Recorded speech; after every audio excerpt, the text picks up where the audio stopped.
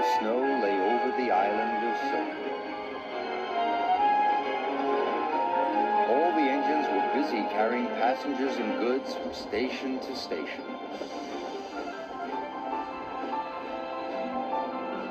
Sometimes they need to warn people they are coming. So steam engines blow their whistles.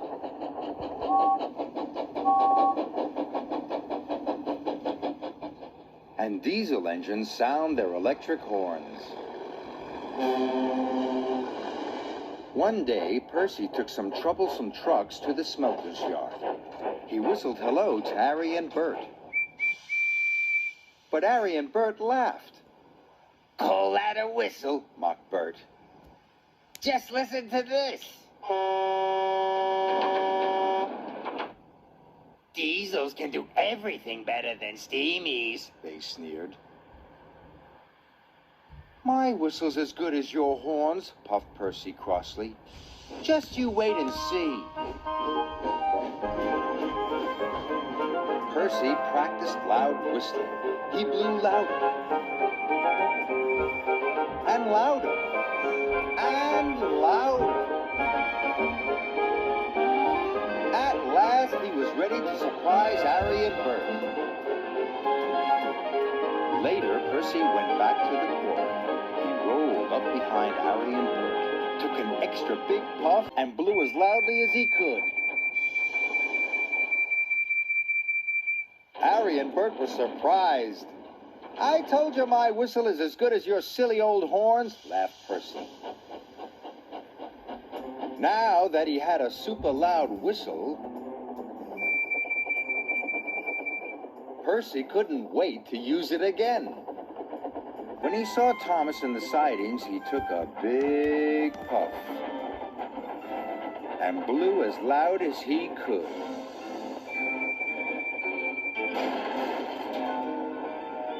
Thomas was cross. "That wasn't funny," he sniffed. Percy didn't notice. He was too busy having fun. Percy saw Bertie the bus. He took another big puff and blew.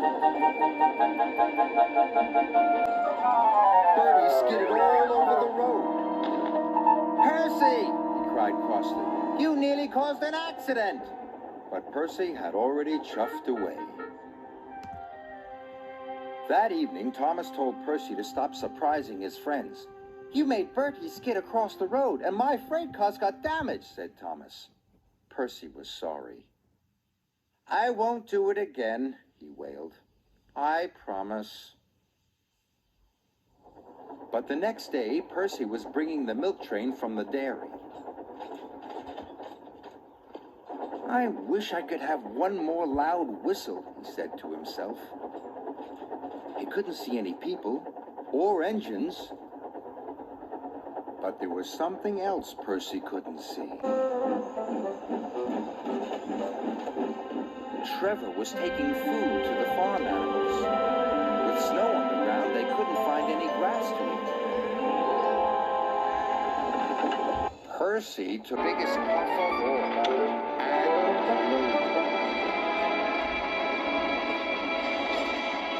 Trevor was so surprised his trailer bumped into a pile of logs. A log rolled down the hill. Snow stuck to the log. It turned into a snowball. The snowball got bigger and bigger. Percy was enjoying himself until he saw the snowball. "Oh no!" cried Percy.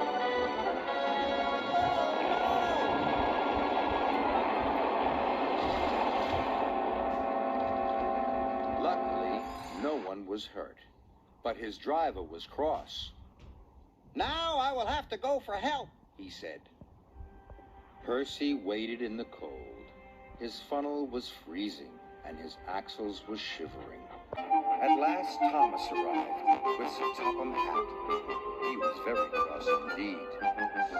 "Whistles are for safety," he told Percy, "not for playing games. You must only use your whistle when the time is right. Yes, sir, shivered Percy. And he promised to use his whistle properly from now on. The next day, Percy was a very quiet engine indeed. He didn't use his whistle once. But as Percy came out of the tunnel, he gasped. A big snowdrift had slipped onto the tracks. Percy heard Thomas. He was heading straight for the snowdrift. If he did not stop in time, he would have an accident. I must warn him, cried Percy. Percy took the biggest puff he had ever taken, and he blew the loudest whistle he had ever blown.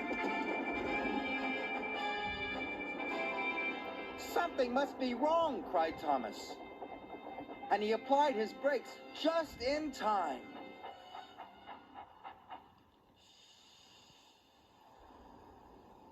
Cinders and ashes, he gasped.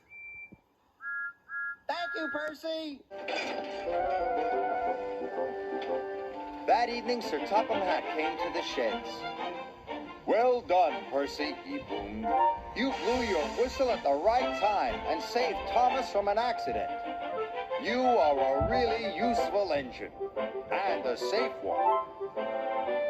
Percy was so proud his firebox tingled. Percy uses his whistle safely now, and all his friends are glad to see him.